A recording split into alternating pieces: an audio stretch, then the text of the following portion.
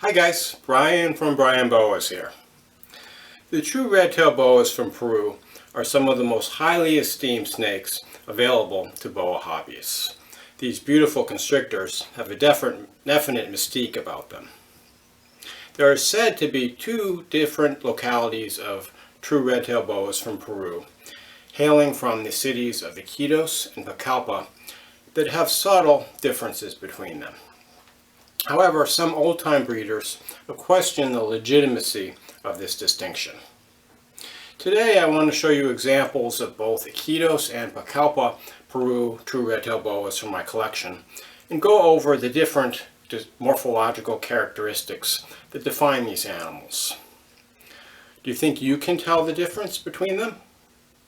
To start with, just a little geography on Peru. Peru is a large country in western South America, and about 60% of the landmass in the eastern part of the country is the Amazon rainforest, which is the habitat of the true red-tailed boas from Peru. The main geographic feature that divides the country from the north to the south is the Andes Mountains, and west of the Andes Mountains are mostly coastal deserts.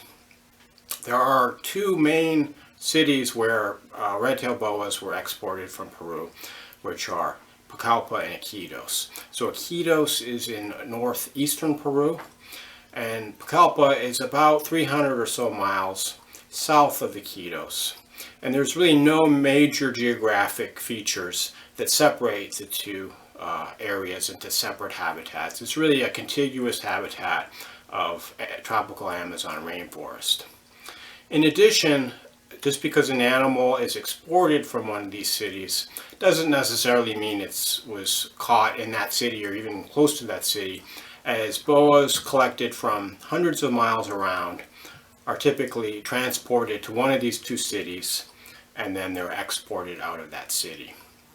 In addition, there are some farms that are breeding these animals in the vicinity of Iquitos. A question I want to explore today is whether there's a legitimate biological difference between the Iquitos form and the Pucallpa form of the Peruvian red-tailed boa. In other words, are the differences between an Iquitos and a Pucallpa Peruvian red-tail greater than the differences within either of these groups?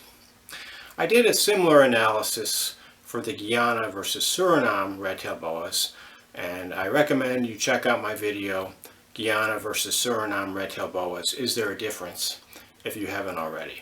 And a lot of the points I made in that video also apply to the Iquitos versus the Pucallpa true red-tailed boas. It's also worth considering that the amount of genetic diversity in the captive Peruvian true red-tailed boa population is really a small fraction of the genetic diversity within the entire wild Peruvian boa constrictor population. So we have a small number of founder animals from which the captive population is derived. So it's possible that we have something called a founder effect, which is you just had a non-random, non-representative selection of animals that were the original founder animals, and because all of the offspring in captivity are descended from these animals, they're going to basically look like the founder animals. So there might be a difference, but it might really be due to captive propagation. And of course, breeding boas in captivity, we're artificially selecting for a look that we like. So it's possible that boa breeders may have consciously or even subconsciously selected for a specific look in their lines that are going to be the Pucallpa look versus the Iquitos look. And over many, many generations, ultimately you have boa populations that are really not completely representative of the wild-caught boas or the populations in the wild. In other words, it's almost like a locality-specific type of a morph boa, like a captive representation of a wild locality boa. I also wonder how much that marketing plays a role in the distinction between the Pucallpa and the Iquitos boa constrictors. It seems that in the eyes of some locality boa collectors, the more specific a locality, the higher the value. It seems that for quite a while, the Iquitos was the more desirable form of the Peruvian red-tailed boa. up until about 10 years or so ago, when the Pucallpa was suddenly the more desirable form. That might be due to the fact that there have been quite a number of shipments over the last few years of farm-raised Iquitos, Peruvian Boas. So suddenly the Pucallpa are the more scarce on the collector's market.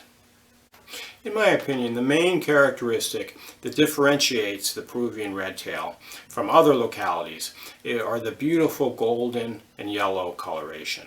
And this is in both the Iquitos and the Pucallpa form. If we talk about differences between the two, the Pucallpa form overall has generally a more aberrant pattern with thicker, more irregular saddles. Often they have an almost jungly or wild-looking look to them.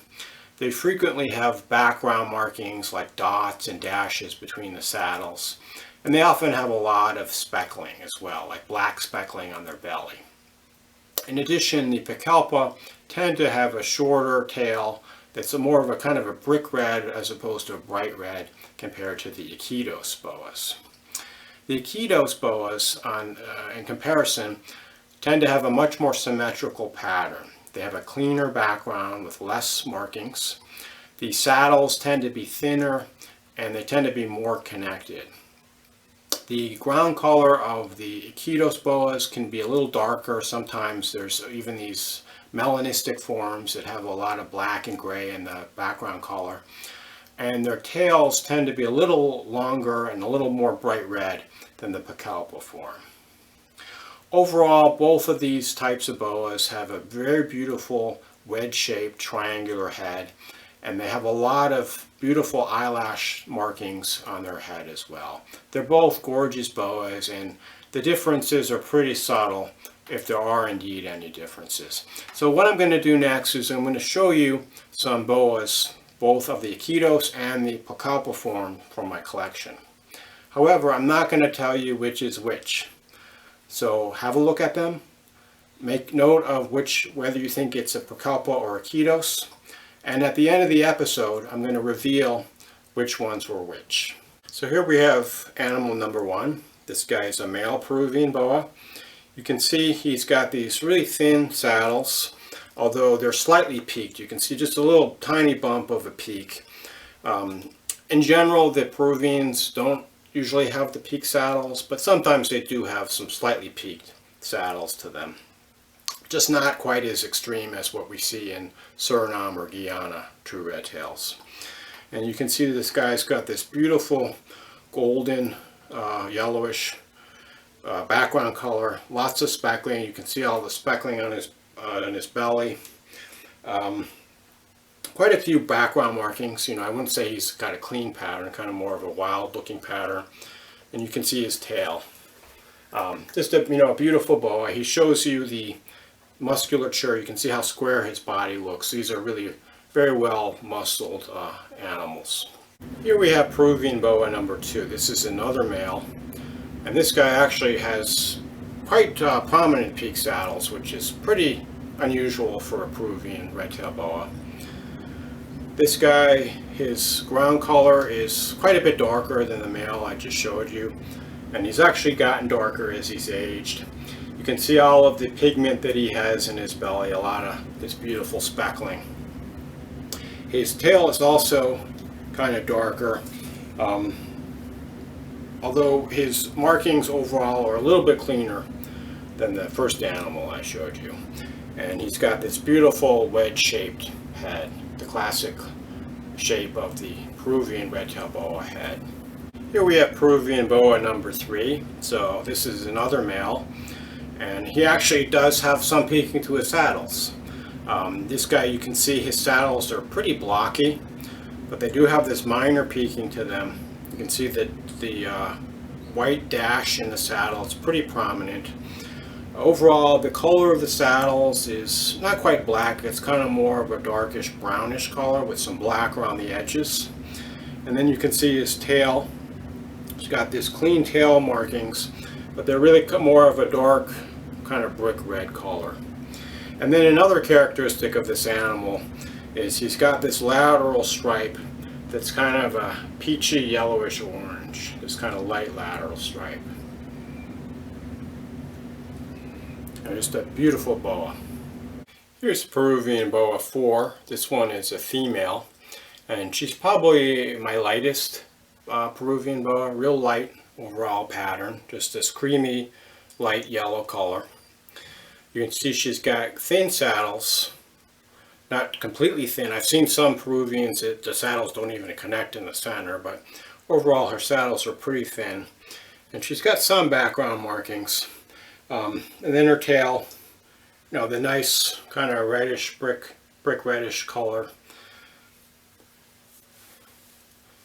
And then of course she's got the belly speckling. This one has quite a bit of contrast between the dark belly speckles and the light belly.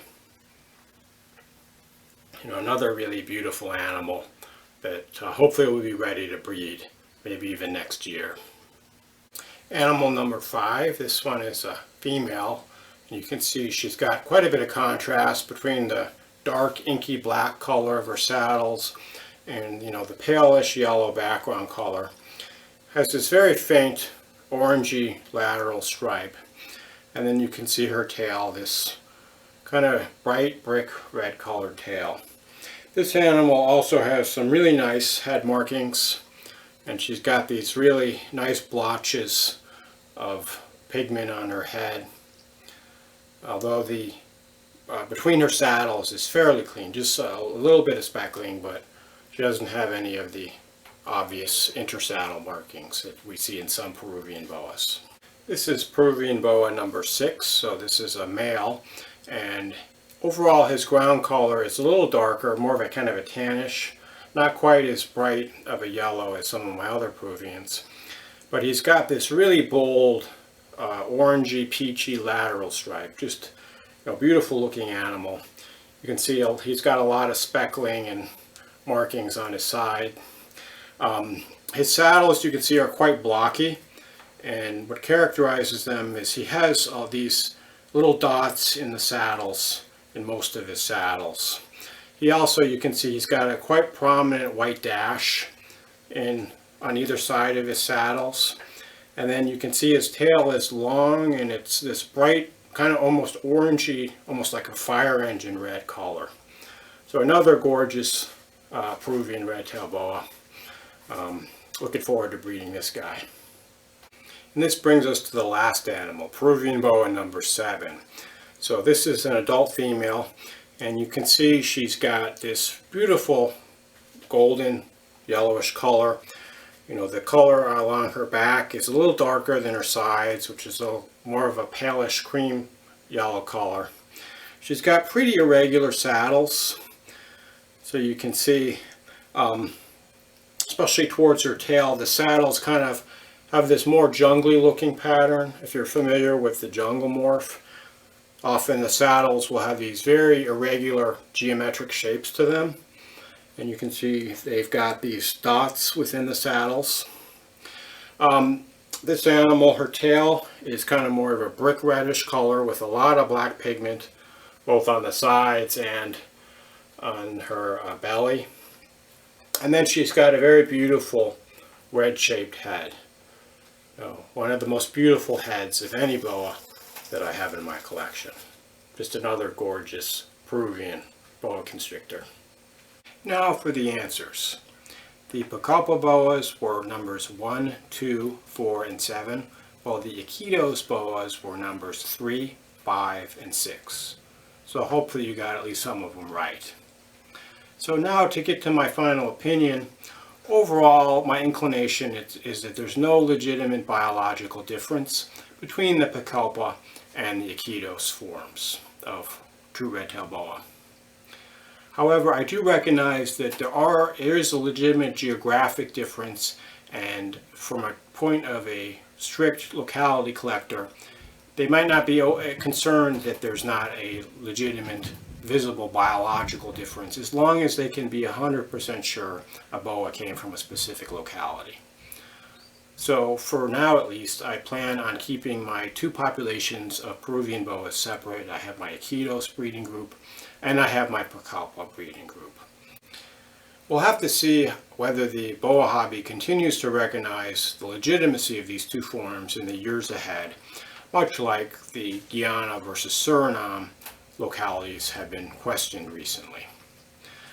So I hope this video was helpful to you. As this is a somewhat controversial topic, I'd love to hear where you stand, so please comment below and let me know what you think about the legitimacy of the Iquitos versus the Pucallpa Peruvian red-tailed boas. As always, feel free to reach out to me with any questions you may have. Thanks for watching, and enjoy your boas.